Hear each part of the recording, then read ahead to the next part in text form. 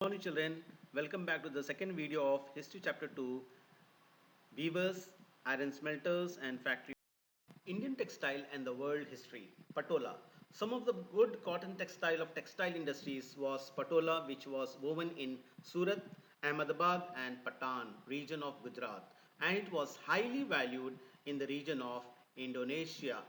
The next important was muslin, which is known as malmal.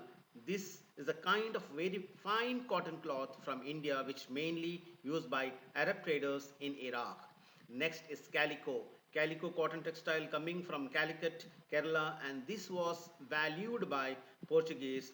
Again, you had a huge order was placed in 1730, and this order accounted to 6 lakh pieces of cloth, and that with 98 cotton and silk varieties that was woven in India during this time.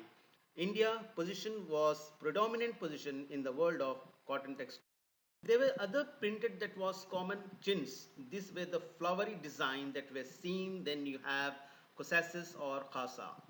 New bandana, brightly colored and printed scarf for the neck or head. Previously, those were tie and dye in Rajasthan and Gujarat. Next is Jamdani art, which was common in loom workers, was mainly in grey and white color and was popularly done in areas of Dhaka and Lucknow. The other areas which was producing textile was Qasim Bazar, Patna, Calcutta, Odisha and Charpur.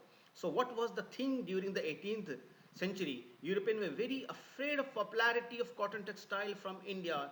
So they were was a kind of ban on chins that was the flowery design in England, and this act was known as Calico Act. The sole idea was to protect own workers, so England started the for manufacturing textile.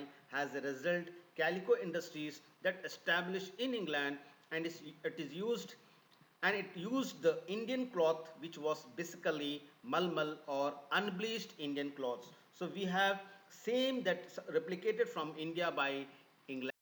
During the time of 1764, spinning jenny and the steam engine that was invented, steam engine revolutionized the weaving industry, and spinning was wheel which could rotate many spindles at given time. Only one person required to rotate many of the spindles.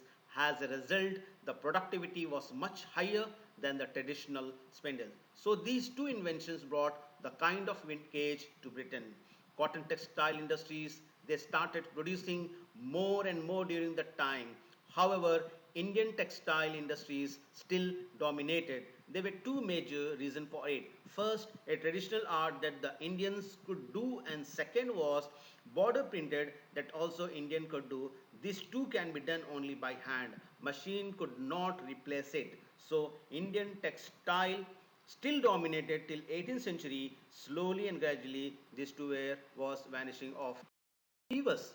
Some of the weavers that was predominant belonging to different areas of India was vanishing. So in Bengal there were Tanti weavers, North India Julahas or Momin, South India you had Sale, Kailokar and Devangs. All these were passing the skills from one generation to another. During that time, spinning was primarily done to another by females. So it was spun or charka and rolled on takli. So those two were basic equipments in the traditional textile industries that were used in India. Then you had rangres, those people dyeing the cloth, and chipiga, those people who putting up a block print. Decline of Indian textile. Beside all this, there was a kind of decline in the Indian textile industries in the later period that was witnessed. Some of the major that attributed was first the cloth that was coming up Britain was much cheaper because of industrial revolution in Britain. Second, export from India was much difficult.